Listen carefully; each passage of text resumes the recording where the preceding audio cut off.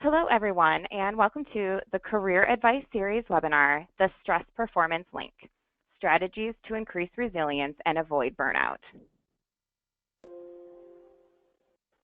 I am Emily Roshek, Associate Director of the newly enhanced ABA Legal Career Central, a career center that offers both career development resources and a job board for law students, lawyers, and other legal professionals across all disciplines and career stages. It is my pleasure to introduce today's speakers. Paula Davis-Laack is a former practicing lawyer and internationally published writer, speaker, media contributor, and a stress and resilience expert who has taught burnout prevention and resilience workshops for thousands of professionals around the world. Paula left her practice after 7 years and earned a master's degree in applied positive psychology from the University of Pennsylvania. As part of her postgraduate training, Paula was selected to be on the University of Pennsylvania faculty teaching and training resilience skills to soldiers for the Army's Comprehensive Soldier and Family Fitness Program. The Penn team trained resilience skills to more than 25,000 soldiers. Her expertise has been featured in and on O, the Oprah magazine, Redbook, Time.com, Today.com, the Steve Harvey TV show, Huffington Post Live, and a variety of media outlets. She has also been featured in and on The Lawyerist, Law360.com, various ABA webinars, and the Women's Law Journal. She is the founder and CEO of the Stress and Resilience Institute, a training and consulting firm devoted to helping companies and busy professionals build their resilience to stress. She is also a partner in Lawyers Strong, a company focused on delivering resilience and training to lawyers. Shearon speaks, writes, and trains on the skills of thriving and resilience in the context of the unique challenges to thriving inherent in the practice of law. Dave's CLE programs provide research-based content from the field of positive psychology in a practical, usable format. They are fast-paced, interactive, and sprinkled with stories that help participants understand, remember, and apply the skills. Dave's approach has made him a top-rated and in-demand speaker. In addition to his work with lawyers, Dave has led teams that trained over 2,000 U.S. Army Master Resilience trainers, taught public school superintendents, principals, and teachers. He also regularly is asked to speak to law students, including an annual session on pragmatic optimism to George Washington University 1Ls right before first semester grades are released. Dave is co-author of Smart Strengths, the Parent-Teacher-Coach Guide to Building Character, Resilience, and Relationships in Youth. Dave began his career practicing law in Nashville, Tennessee, and for 24 years served as Executive Director of the Tennessee Commission on CLE. He is a partner in Lawyers Strong, LLC, a company focused on delivering resilience training to lawyers. In addition to his JD from the University of Virginia, he holds a master's in applied positive psychology from the University of Pennsylvania. Welcome to you both, and thank you so much for being here. Dave, I will turn it over to you. Thank you, Emily.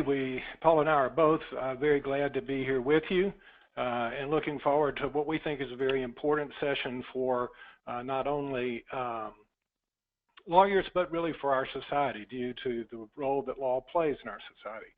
Here's what we're going to do today. We're going to start out with just now an overview of what we're going to cover.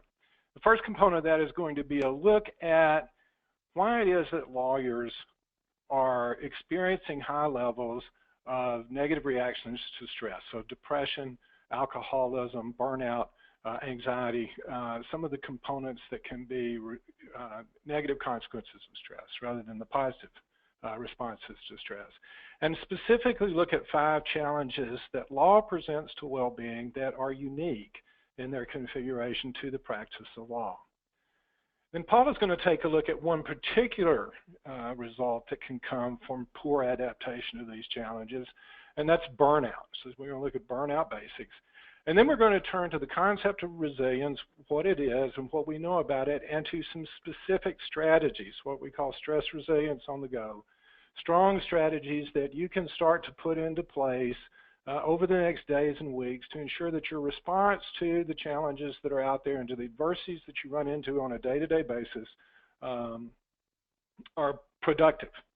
And then we will wrap up by looking at some of the things that you can do within organizations, within states to improve resilience overall.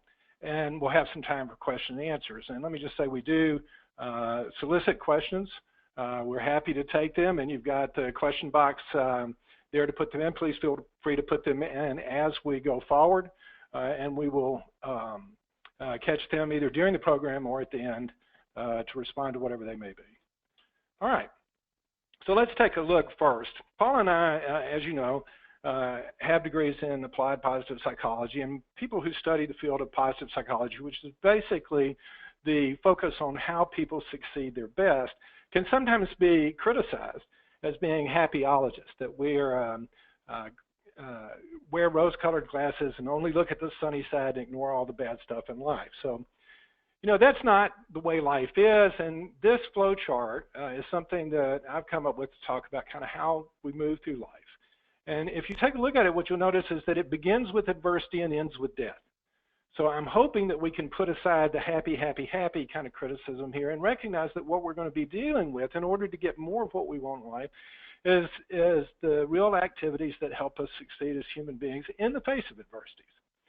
And if you think about it, when an adversity occurs, so an adversity can be anything that impedes our progress towards a goal, that's disappointing, that's frustrating, that we perceive as an obstacle. And these kinds of events, small and large, you know, if you think about it, how many little things have happened today in the last 24 hours that have been frustrating, disappointed, gotten in the way of you achieving what you wanted to out of life?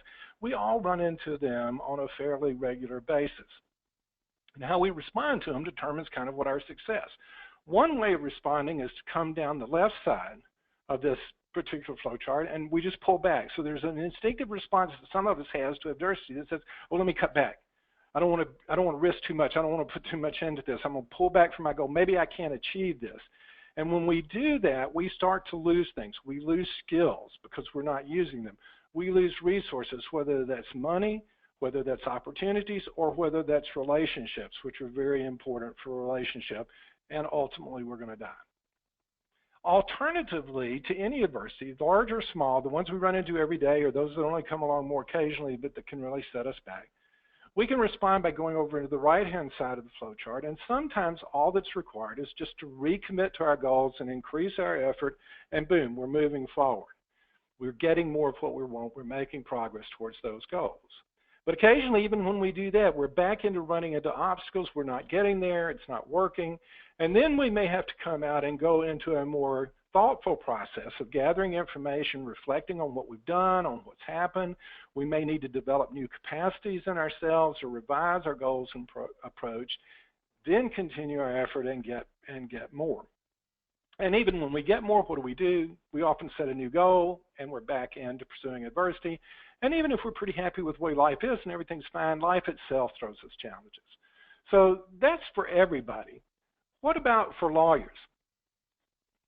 Well, one thing that we know is that the experience that we're seeing in lawyers and in the legal community of high levels of depression and alcoholism and burnout and these types of things is not because we were broken when we decided to go to law school. It's not a matter of law school attracts broken people. In fact, research has indicated that those who choose to go to law school look a lot like those who choose to go into other forms of postgraduate work.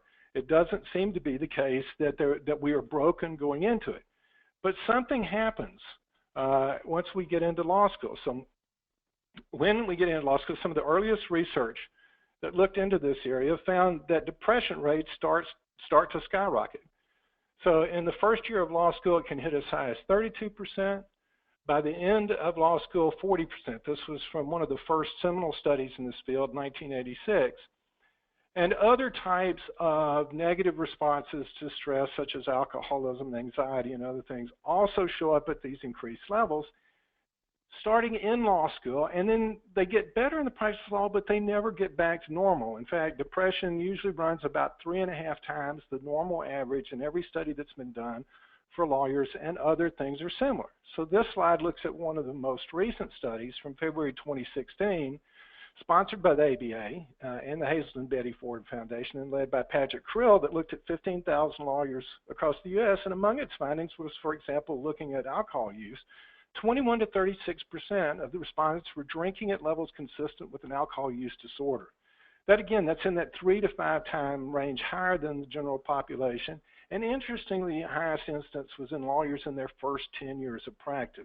very unusual for this type of thing. And once again, indicating that the challenges that we start to run into in law school that we don't get help with adapting with when we're in law school start to stack up on us, and we're seeing that in the first years of practice. So stress is leading, in this case, rather to us growing and becoming stronger. It's leading to drug and alcohol abuse and anxiety and depression and suicide. So what can we do about this? Why is this the case, and what can we do about it? Well, the answer is that law presents at least 5 challenges that are unusual in their configuration. And these challenges are values conflicts, things that we care about and that other people care about, in fact, that societies commonly care about, are in conflict, and those conflicts tend to show up in the matters that we handle. They not only involve values conflicts, but they are high stakes. There's money or relationships or things that are important that are involved, and there's zero sum. Somebody's going to win, somebody's going to lose. Rarely are lawyers involved in situations where win-win solutions are possible. Even in the business side of law, once you get into the range at which a deal is going to work, then it becomes, all right, who gets the most out of this, and that becomes a zero-sum kind of situation. We do this within an adversarial context, and we're very skilled at adversarial and relationships and interactions, but we're not skilled at knowing when to turn that off. And we have to do things that hurt other people. And finally, we've got a culture that has been built up around our adaptations to these challenges over the last several hundred years of Western legal practice, but specifically the last 75 years or so in this country. So let's take a look at these in a little bit more depth. First off, looking at values. What are we talking about here? Well, values are those things that we care about and want and that guide our decisions and guide our approach to the activities that we take in life. So Shearon Schwartz has been working in this area for a number of years, and his research, picked up by other researchers and done in countries around the world, has shown that the individual values that we hold commonly group into certain categories that you can see at the center of this slide. And those categories pull against each other. So what do I mean by that? Well, if you look, for example, in the upper right-hand corner of the slide, values of social power and wealth, which are very prominent in the management of law firms, for example, or in the power and achievement categories of the general values that are held by folks. And pursuing those values requires behaviors and action that will rarely also be promoting social justice and equality in the lower left-hand corner that are part of the benevolence and universalism categories. And this is true across the board, and it's true of many of the cases that we see. So, for example, if you think about the Miranda case that resulted in the famous Miranda rights that we see in every police procedural television show, what was at stake in that case were values that were in conflict. So on one side was security for society. On the other side was self-direction and personal freedom, the right not to be overpowered by governmental action. And it wasn't that one is right and the other is wrong. It was a balance, and how do we respond to that? So this is what we see repeatedly in the challenges for lawyers. Now, in addition to values kinds of conflicts, we also have zero-sum, high-stakes situations that we deal with. So we're not baking more pies, we're cutting pies. And so things that we care about are involved, and it is typically going to be a win-lose. And what that means is that for our clients, there's a lot of emotions attached to this. They've got something involved that they really care about. And when they lose, they're sad, they're angry, they're hurt, they're bitter. And as their representatives, we are impacted by those emotions. We may feel them ourselves, we may be disappointed in what happened, but we certainly just through emotional contagion are aware of that. And that makes it difficult for us to build and maintain the kind of positive emotional balance that tips over into the positive emotion side for us that can make people more resilient. And what happens when our clients win? Well, again, lots at stake. They've had to go through a lawsuit. They've been involved, and it's been expensive. It's been difficult. So they're not as sad, not as angry, not as hurt, not as bitter, but it's not a positive outcome for them in many times. And again, it's been done, in something that we value. It's been in an adversarial context. And that brings us to the question of, these skills that we've developed, so law school teaches us to think like a lawyer, and part of that is this comfort with being an adversary that we are trained in and that we become good at, but we're not trained, just as we're not trained in how to support our values, we're also not trained in how to turn adversarial skills off. And so it's functional in the legal context, used appropriately, but it can also be detrimental in other areas of our life. So for example, the joke is the law student that's going to law school and says, hey, wow, this is really great. Finally, I'm winning arguments with my spouse. And the spouse is going, wait a minute, why is everything an argument now? These skills, although helpful, are not always appropriate in other circumstances. So within a law firm, for example, in a partners meeting, an adversarial stance may not be the best way to move things forward, but it's the one everybody is comfortable with and often becomes the default. Finally, we have necessary evils. So we have a situation where we are required to use our skill or training to cause physical or psychological pain for another human being. This is the work of Margolitz and Malinsky that have studied this. It happens in other professions, but it's particularly common for lawyers. And when we do that, it causes stress for us also. So examples of this would be cross-examining the victim in a child sex abuse case. You're asking questions of the child on the stand in open court about sex. What about this is not painful to the child, to the lawyer, to the judge, to everybody in the courtroom? Advising employers how to lay off employees, negotiating from good enough to best within a business context. All these things can fall in this category of necessary evils. And the research shows this causes stress. This is difficult for us even when we're not aware of it. And then finally, there's the culture that's developed over the years, and what I want to especially focus on this is that it's two aspects of this culture. The first is that we tend to make decisions on the basis of money, that law firms tend to be organized with profits per partner or some version of that as the primary thing that is driving the decisions within the firm. And we know that from a well-being standpoint, this is not productive, that focusing on more and more income, especially if the trade-off is lost to other values in your life, does not produce well-being. And then finally, lawyers do have some typical personality characteristics. This is the work of Larry Richard that Paula and I work with. And though these should not necessarily make us unhappy or depressed or burnout or whatever, they are unique characteristics, and at the level that law causes us to go to them, they can start to become counterproductive. These include things like being highly skeptical, not only of facts in a lawsuit, we doubt everything. We doubt the motives and loyalty of other people. And when that's our partners or the people we work with or our family, then that's problematic from the standpoint of being resilient in the face of adversity. We also have what is known as low resilience in this, and by that what they mean is that we take everything personally. We are oriented to be responsible, and that's good, but we tend to think everything's my fault even when it's not a criticism or not, and that can make things difficult. And then finally, we suffer from low sociability. We're not oftentimes very comfortable getting on a personal level and creating new social connections. And therefore, oftentimes, when we lose one, it's a real loss and we're not able to replace it. And this, too, reduces our resilience. So this is the big context that we're working in, and that we as lawyers have the opportunity to learn to meet these challenges in a way that are productive. But when we don't do the practices that help us get there, then we run into lots of problems, one of which Paula's going to talk a little bit more about in detail, and that's looking at burnout. Thanks so much, Dave.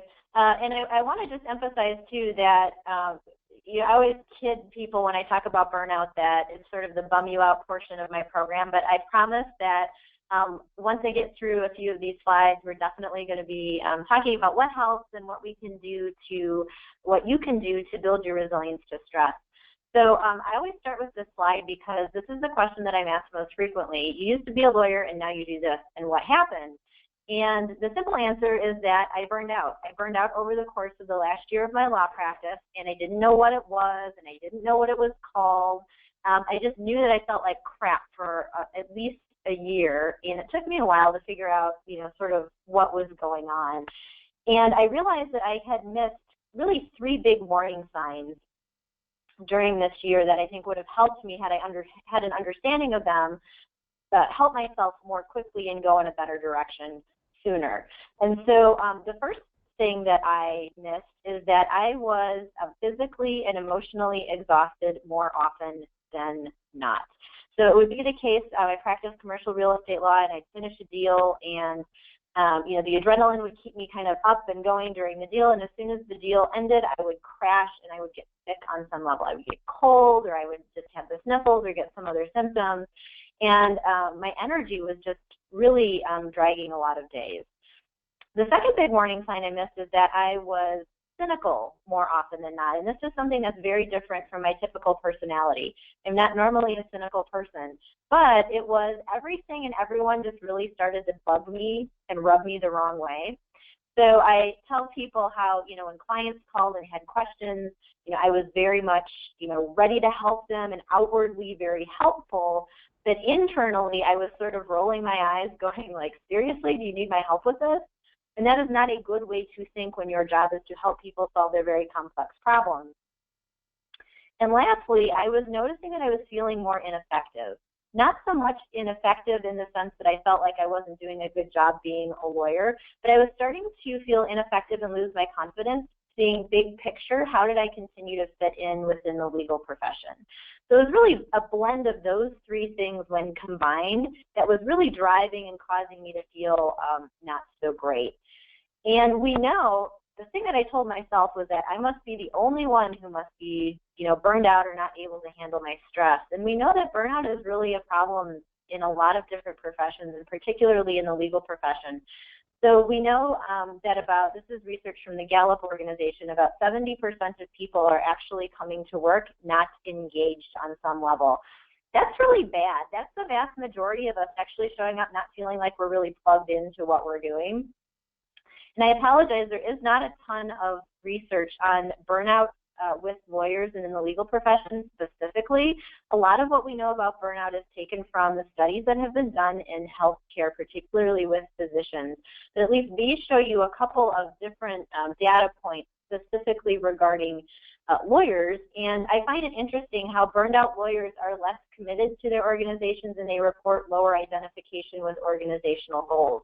I think that's really important for people who run law firms to understand, because when your lawyers are burning out, I mean, that's not only are they not servicing their clients in a great way, they're likely at an increase for making errors, but they're not bought in, and it makes them more susceptible to potentially leave to go to a competitor or to in-house or to another firm.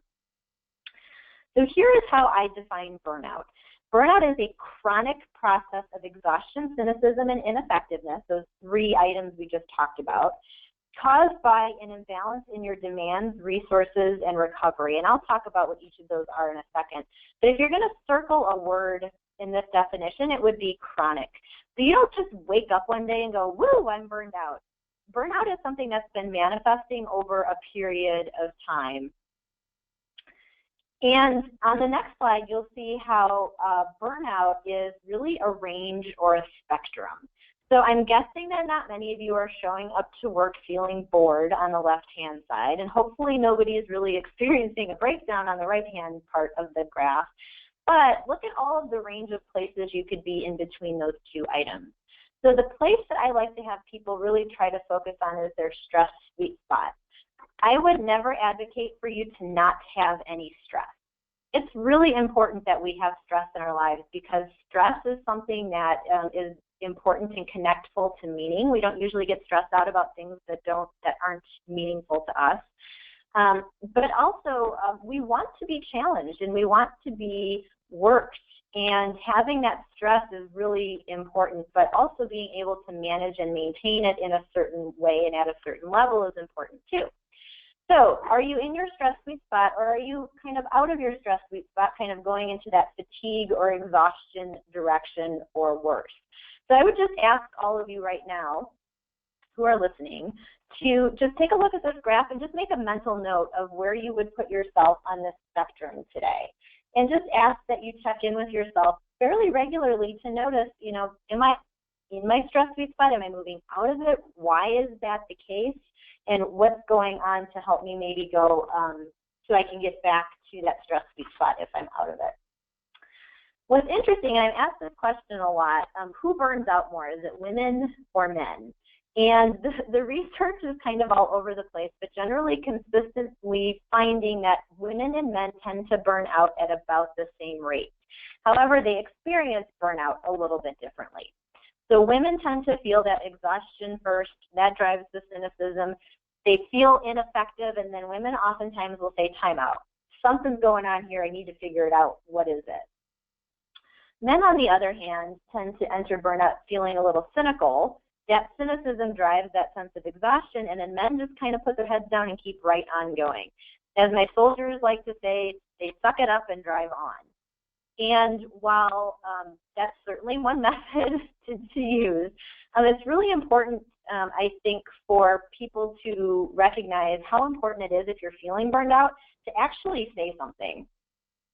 I certainly suffered in silence, and I think that, especially with men, when I check in with them when I'm presenting workshops to them, they oftentimes say, well, you know, society expects me to work, or I'm the sole breadwinner for my family, I don't have time to be burned out, I can't say anything about it. There's a lot of tools and different things that can be given to people and implemented to hopefully maybe reduce that likelihood a little bit. In terms of burnout warning signs, here's where you want to focus. For yourself, and if you notice this with other people, maybe your colleagues or your friends.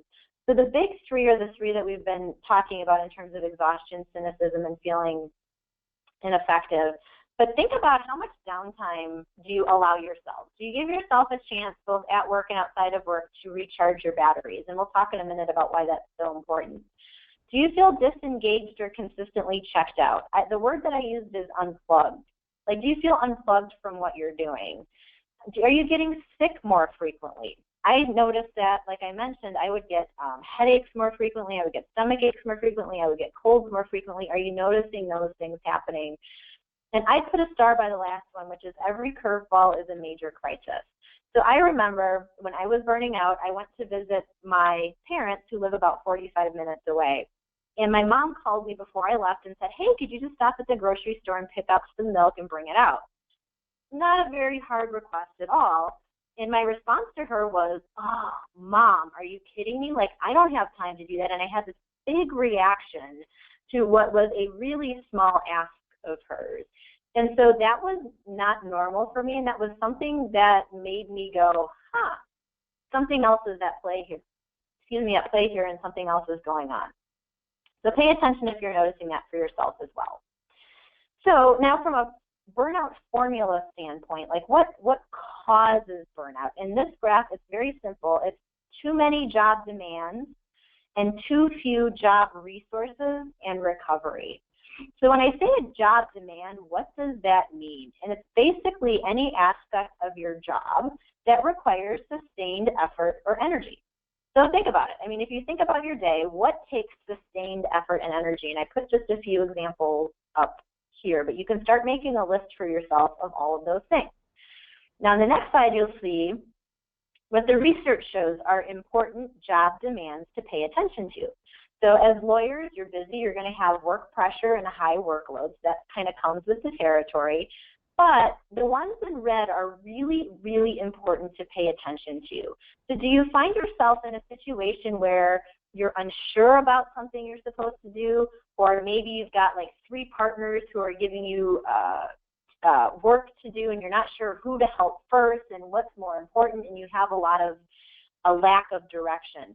Role conflict and role ambiguity, along with the unfairness and firm politics piece, there's a lot of hassles you have to deal with, a lot of closed-door meetings. Those 2 in particular are going to be a fast track to burnout in firms and in organizations. So those particularly are important to pay attention to. So then what are job resources? I always think of, like, if you think of it, think of this as like an energy bank account, and job demands are going to take energy out of your energy bank account, and job resources are going to put energy back into your bank account. So job resources are any part of your job that helps you achieve your goals and stimulates growth and learning. So I give you some examples on this slide as well.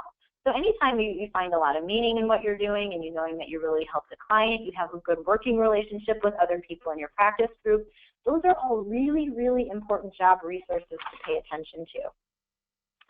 And then the research will point to very specific job resources as well. So things like high quality relationships with your colleagues, anytime you have a sense of autonomy, so you have a say in what projects you can take, any sense of say and control over your day, which sometimes is hard for lawyers as we're putting out a lot of fires and helping with our clients. And anytime you have partner support and you can get consistent feedback. The feedback piece is really important because I remember when I was practicing, the message that I heard was, hey, no news is good news. Meaning if we don't say anything to you, you must be doing something okay or right.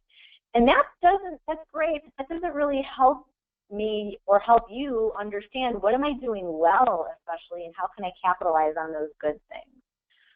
And so then the last piece of the puzzle is this whole notion of recovery. So what are you doing to recharge your batteries on a consistent basis? And it's important because I know this is the first thing that goes when we all get busy, right? We don't take care of ourselves. We take fewer breaks. We don't take any breaks. We don't eat regularly. We don't do the things that we need to do. And so the research emphasizes that in order to meaningfully recover, the type of recovery that helps prevent burnout, you have to do it both at work, which is internal, and outside of work, which is external, like after work and on the weekends. So these are not big, long things that you have to do, but you have to do recover in both of those spots. So we'll skip the next slide and go right then to the very last, your burnout prevention plan. So if I'm doing a workshop in an organization or in a firm, I actually have people start to track and list their job demands, job resources, and the steps that they're taking to recover so they can see where they're at. So here's just an outline for you to follow about how you can start to do this for yourself. So making a list of those job demands, the things that take effort and energy, listing your job resources, so the things that give you energy, and then what are you doing or not doing to effectively recharge your batteries each and every day. Okay, so with that, you have a very high-level overview of what burnout is, how we define it, what causes it, and what some of the warning signs are. So with that, and thinking about the challenges that Dave already set out for us, what helps? So what can we do now? What can we focus on that might help us either alleviate burnout or lessen its impact or maybe deal with a lot of the challenges that lawyers face on a day-to-day basis?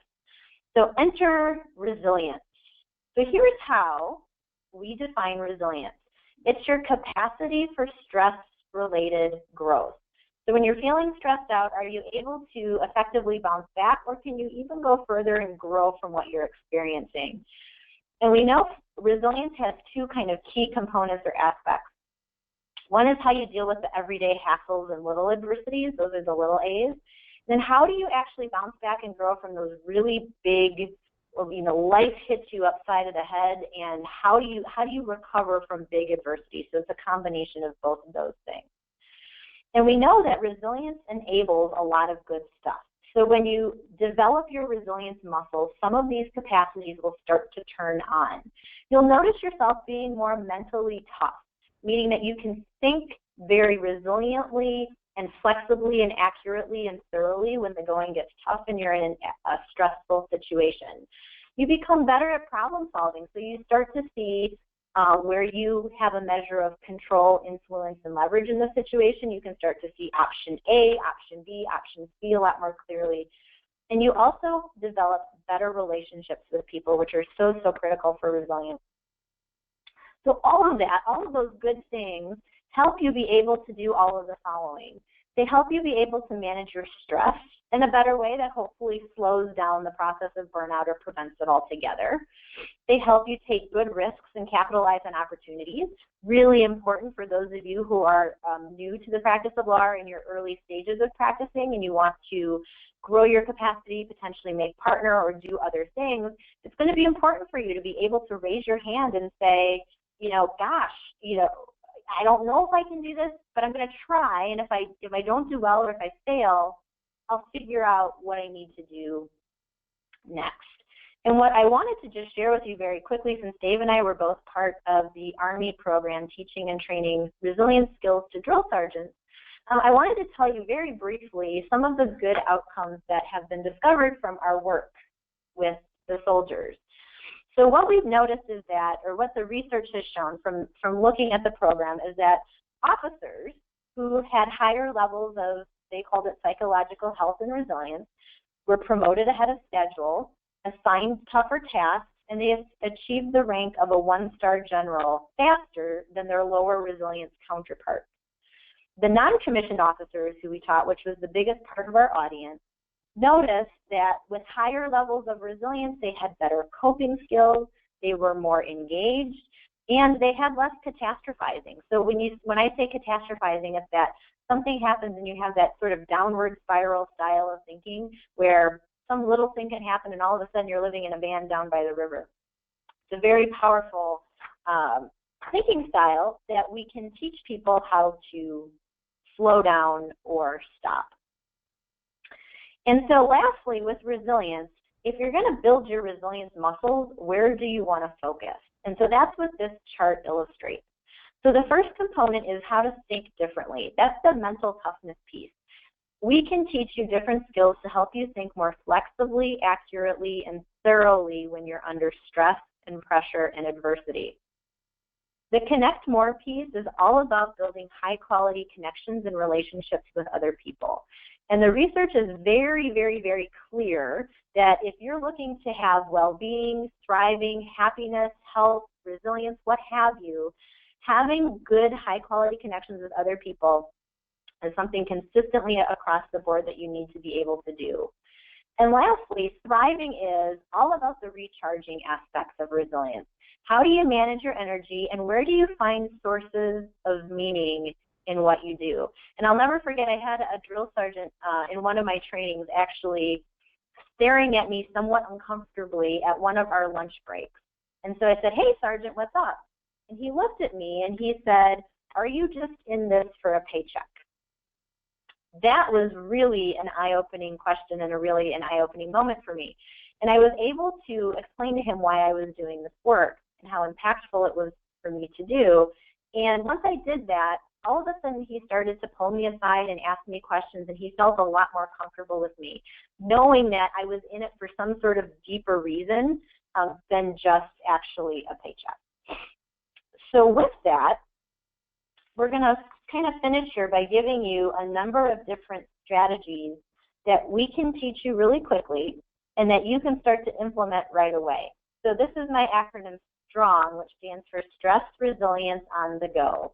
What we've tried to do is boil down all of these skills into really just little bite-sized pieces so we can explain them quickly and you can implement them quickly. And so the first one, find the good stuff, is something Dave is going to talk about. All right, so the thing to think about with find the good stuff is that we don't have to look for the bad. If you think about it, the bad stuff jumps at you. You remember it. It stands out. It's what we tend to ruminate on. And this is a very common pattern for human beings. It's called the negativity bias. We seem to be hardwired to notice what's wrong, to notice threats, to think that those things are important, to give them weight and meaning in our life, and we seem to be less wired to notice the good stuff. In fact, we can let it slide by without paying much attention to it. So the exercise that has been developed, and this is one of the first positive psychology interventions that was ever tested, and it was found to be extraordinarily beneficial, is called, we call it Find the Good Stuff. It goes by different names, and it basically just involves thinking about what went right during your day. So think right now, in the last 24 hours, what's something good that's happened, something that's gone right in your day? And oftentimes when we ask folks to do this, they go, I'm going to have to think about that. That's not easy, because we're not in the practice of doing that. And I think even for lawyers this is maybe even more important, because we are really trained to look for problems and to look for risk and to look for adversity when other people wouldn't see anything. That's part of what we do. And so it's kind of wired a little more strongly in us. And one way to fight this is to practice noticing what goes right. So the way to do this is from 3 to 5 times a week, take 5 to 10 minutes. So pick a time. In the original research that's done, they asked people to do this at night right before they went to bed. Some people find that leaving work at the end of the day. So Paula talked about recovery as a part of being able to avoid burnout. Some people found if I stop at the end of work and think about what's gone right in my day so far, and in my evening last night, they did the 24 hours back over that thing. It helped them let go of work and go home in a situation where they could recover better. And just write down 3 things that had gone well that day. But then in addition to just writing down the thing that went well, write down a reflection, a word of comment about that thing. What was good about it? What did I have to do about it? Why did this hit me so much? How can I have more of this in my life in the future? Comment whatever question like that seems to be most appropriate to you, and let your mind just settle on that for a bit. You could also do this in groups. So I don't know how many times at this point in time I have explained this particular activity to lawyers and to other groups, but I think about the times I've done it to lawyers. And over the course of my years speaking about this, I've had people come back to programs for the second or third time to come hear me speak on some other topic or even a repeat of the same program. And many times they will tell me, you know that thing you talked about, we talked about find the good stuff. You know, I do that. In fact, I do that with my spouse at night, and we've been doing it for a year, and it has just really made a difference for me. That has mattered. And the beauty of it is it can be explained so quickly. This is not just, somebody's good idea. This intervention has actually been researched numerous times. The first was by Martin Seligman and colleagues that came out in 2005. And the benefits doing this include things like better sleep.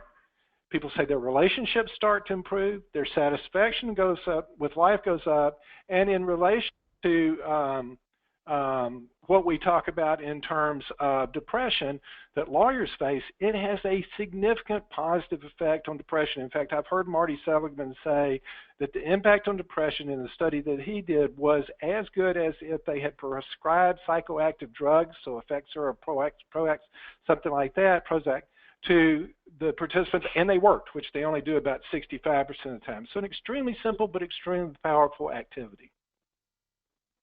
Yeah, and I just wanted to add something to what Dave is saying there. I just anecdotally, I've had so many people come up to me or send me emails talking about how they've had trouble sleeping for years and having issues, and just doing this simple activity is causing them to be able to either fall asleep quicker or don't wake up as much in the middle of the night. So for me, what I tend to hear more is the better sleep and the better relationship. Because one other spot that I think is really good to do this activity is during transition times. So a lot of people will say, on my commute home, I like to think about a few good things that happened during the day. And they notice that when they get home, they don't snap at their kids as much. They don't snap at their spouse or partner as quickly because the positive emotions that have been generated are really helping them out with that. So I call it low-hanging fruit. It doesn't take much time, and 5 or 10 minutes a day to get some of these benefits, I think, is pretty minimal. The next strong strategy that I wanted to talk about was just simply changing your password, which sounds kind of odd potentially and interesting, but it's really a form of a priming technique. So it's getting your brain kind of subconsciously to go in the direction that you want it to go in. This is limited only by your imagination. So you could think of maybe a positive emotion that you want to have more of. Make that your password. Maybe you have a specific goal like losing 10 pounds or vacationing in Hawaii. Make that into a password.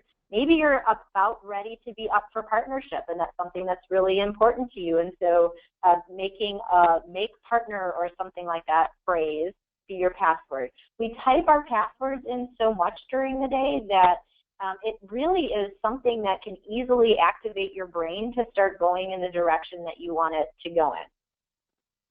I had one client tell me that her password was, she changed to appreciate Kelly. And I asked her, what in the world does that mean? And she said that she was starting to notice that her perfectionistic tendencies were getting in the way of really developing meaningful and long-lasting relationships with the people on her team, and they were leaving her team sooner than she wanted them to. So she had this new hire, Kelly, who she really liked, who was really helping her out, and it was important to her to keep Kelly on the team, and so Appreciate Kelly became her password. Another friend of mine, I told her about this, and she created the word gratitude as her password.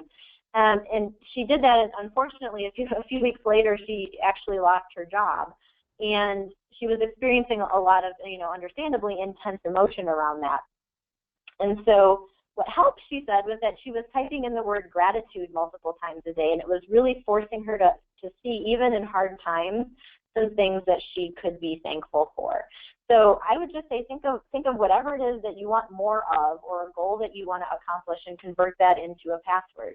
You can also do this for your phones as well, for numeric passwords. So think about maybe an important date that has some significance to you. Maybe there's something you're really looking forward to coming up that you could, put the date in for. But again, it's just really limited by your imagination. The next technique is just something that we call 4-7-8 breathing. So I find this really helpful. I do this, I practice this on a regular basis. It helps me a ton before I actually get up in front of groups and speak. So think about all the instances where maybe you might be feeling a little nervous and a little anxious. You're meeting with a new client, you're going into court, you're closing a deal, you're having an important meeting with a partner. Think of all the things that really require you to be present and in a particularly good state of mind.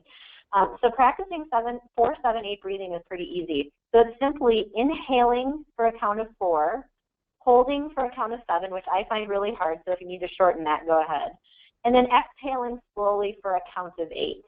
And then just doing that repeatedly for about 5 minutes or so. And the important thing is to practice doing this when you're not under stress. Because if you don't do this and then remember this technique as you're about to go into a stressful situation, your physiology may have already taken over to where this is not going to be something that's going to be easy for you to do. So just in a nutshell, 4-7-8 breathing. Inhale for a count of 4, hold for a count of 7, exhale for a count of 8.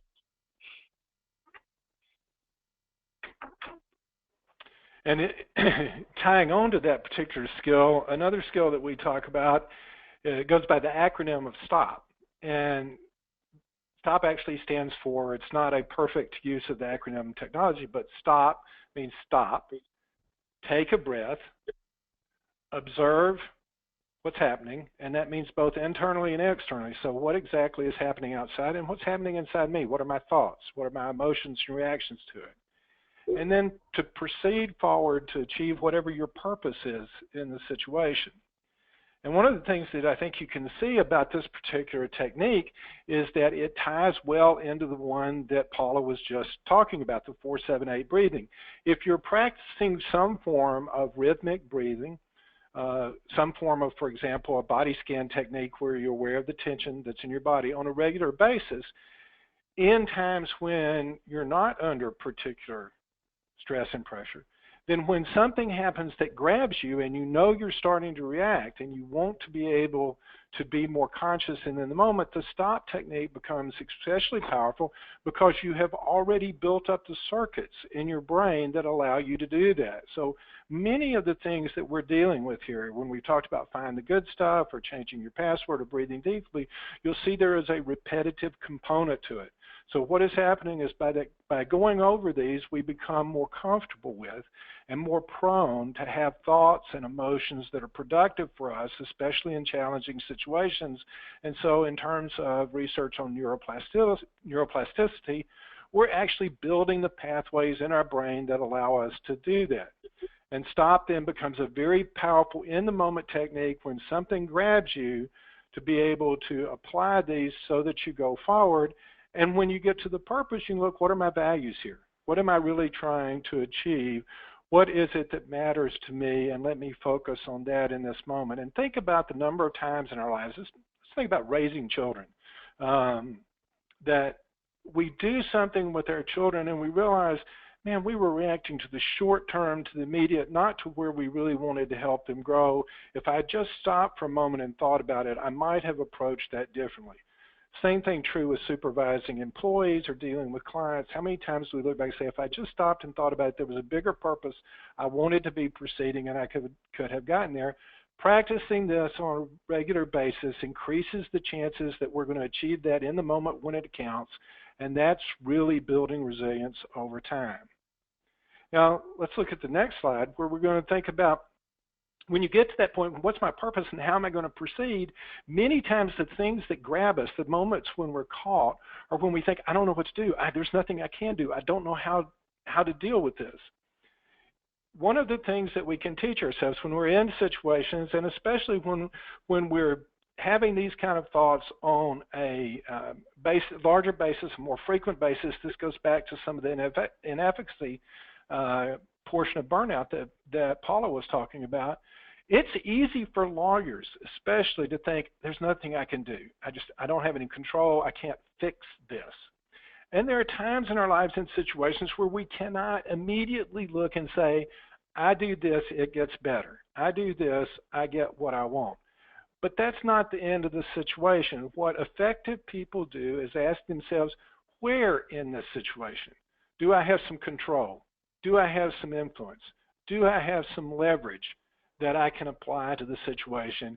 And let me do what I can then to nudge this situation in the direction I want to go, even if it's only making it 5% better right now.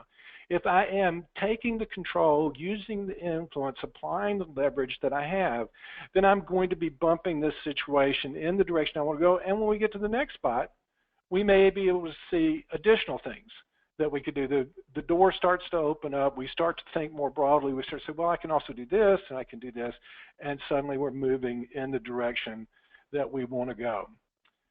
One final skill, Paula. Yeah, and this is one of my favorites, and we just call this creating micro moments of connection. So because having high-quality relationships is so darn important to and central to building resilience, it's important to try and develop that skill on a regular basis. So the main sort of rule that we talk about with this is called the 10-5 rule. So if you're within 10 feet of somebody, actually look up and look them in the eyes, maybe smile a little bit, acknowledge that you're actually seeing them and you're aware of their presence. And if you're within 5 feet of somebody, say hi. So you're obviously not going to carry a measuring tape around with you and, go, oh my gosh, I'm only 9 feet away. But it's just an activity to boost your self-awareness, because so many of us walk around with our heads in our devices, and we don't even see the people who are really kind of coming into our space, some of whom could be really important people that we want to connect with. Also, micro moments of connection can just be, again, tapping into that self-awareness to say something nice to a complete stranger who you're standing next to in the Starbucks line. I was rushing to a meeting the other day, and I was kind of stressed out about it. Then I was in the elevator at the building I was going to, and I was in there with another woman, and she just looked down, and she's like, I love your shoes. So just something really simple like that. It put a smile on my face. We had a quick little chit-chat about where I got the shoes, and I left just sort of feeling a little bit better, a little bit less stressed. So thinking about how maybe we can put down the devices a little bit more frequently here and there, and simply manifest or create small micro moments of connection is going to be really important. And Paula, one of our participants noted that one approach is to go through the office and say, happy whatever day it is to folks, and that they saw that have an impact on the staff. There are lots of ways to do this. You can find the ones that are genuine to you. And one of the things is, people in the most mundane kind of circumstances, some have the ability to do this. The thing that strikes me, I notice when I'm checking out of some place, going through a fast food restaurant or whatever, there are occasionally folks who just are able to make a comment, say something, say if it's nothing but have a good day, in a genuine sort of way that really boosts me up. And I really started noticing this when I started doing the Find the Good Stuff exercise. It would be one of the things that would show up at the end of the day, and it's led me to try to develop that capacity in myself also. That's great, Dave. I agree with that. It's again, just we call them micro moments. So just, lower the bar. we're talking about small things that you can start to do to build these connections. And lastly, we just want to talk a little bit about how you can add this to your organization or to your law firm. And here's just a list of some ideas that we came up with. But, having resilience coaching for transition points. So it doesn't have to be that anything bad's going on. Maybe you just got married. Maybe you just had a baby. Maybe you just made partner. Something that's happened that is maybe a little bit of a stressful transition point for you, would resilience coaching be helpful? Training and workshops and train the trainer programs are all important. Just talking about stress. Being able to have those couple of people that you plunk down in their office and say, oh my gosh, this just happened on this real estate deal. I've never done this before. I've never seen this before. It didn't go well. Can you give me some advice? Just normalizing the fact that everybody is going through a lot of stress and that this is a stressful profession, I think really helps to make resilience a little bit more achievable. And then anything, just talking about, instructional videos. We've got lots of skills that we teach, actually putting those, online for people to access. And then hosting programming that includes clients. So I've actually done this on a couple of occasions where I've had the firm sponsor an event that they opened up to clients. And the clients come in, and especially if you all, a lot of you are in the corporate realm and have healthcare clients, burnout is an especially problematic part of healthcare right now. So being able to look at these topics and think about, as an attorney, what are some ways that I can connect with my clients and say to them, I'm understanding the full scope of issues that you're going with, and it might be beyond just pure legal work. So these are just some ideas for you to think about. And Paula, I wanted to say with regard to that, too, the ABA did not choose to put this program through all the steps involved, but in recent years, many MCLE programs, this is a field that I dealt with for 24 years, have changed their rules so that the type of training that we're talking about here and the type of program we're doing today gets some or even all CLE credit within states. So you'd want to look into that in your environment if mandatory CLE is a part of it, because it may well be possible to do this training in that. We also wanted to take questions at this, and I know that one we've got here is, how do you deal with bullies and people who are purposely trying to stress you out? How to avoid such triggers and allow for positivity in our lives? And I just take a quick shot at that. There are multiple aspects of that. In some cases, it's possible to simply detach from those folks. So Kim Wright, who's written for the ABA, her Lawyers as a Peacemaker book is one of them, tells the story about when she was practicing family law. There was a lawyer that simply stressed her out tremendously. He was dishonest. He wouldn't follow agreements that they made. He would be difficult about scheduling hearings and things, and she chose to simply quit taking clients that were represented by that client, and said, interestingly enough, in the small town where she practiced at the time, other people started making the decision, and pretty soon it was the case that if he was representing somebody, the other side had to go out and get an attorney from another county, and then all of a sudden judges got much harder with him about what he did, because they had counsel who were coming in and they were seeing what was happening, and it actually ended up kind of resolving the problem for people overall. The other thing I think we should say is that there's a whole set of skills around resilience. We've been able to give you some of the quick things now, but learning how to handle conversations is one of the skills of resilience, and that we build on in some of the training that we're doing, to be assertive in conversations when you can't simply walk away. Paula, anything else on that? Yeah, that's a great point, Dave. And the only other thing that I keep coming back to is that you really, back to the question, where do I have a measure of control, influence, or leverage in this situation? I would discourage you from spending a lot of time and energy trying to change the other person or try to get them to see your viewpoint or somehow kind of fixing them or dealing with them. And rather than that, just think about, is there anything from a mindset or a mental toughness standpoint that you can do to sort of change the way you think about the situation? So if you've tried having an assertive conversation with them, you've tried avoiding them and it's still not working, is there a way that you can just make it better for yourself internally by becoming a more flexible, accurate, and thorough thinker about the situation? That can be really, really tough, though, especially if the person who's the bully is, a partner who gives you a lot of work, or is somebody who you have to interact with a lot. And I would say also that I think we're coming to the end of this, but Paula and I's emails are on the materials that you're going to be getting here, and that we would be happy to take questions over email and respond to them also. And please, we have time for another question or two, but I just wanted to let people know I have a couple of ebooks, and I would be happy to send you all links to those if you want to shoot me an email, which is on the next slide.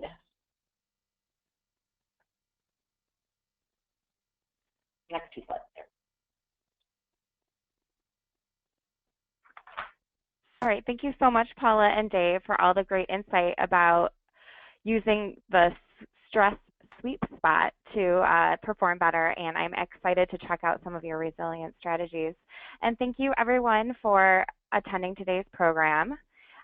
Please complete our short survey before you leave, and also check out our website at abalcc.org for our upcoming free career-related articles and webinars. On your screen right now is our next Career Advice Series webinar on Mastering the Art of Success. We also have a couple programs coming up in the Career Choice Series, and we have a Twitter chat next Wednesday on lawyer job searching. You can tweet in some of your questions about resumes and cover letters and networking and job searching strategies. You can also check out our job board, and you can learn more about our board members.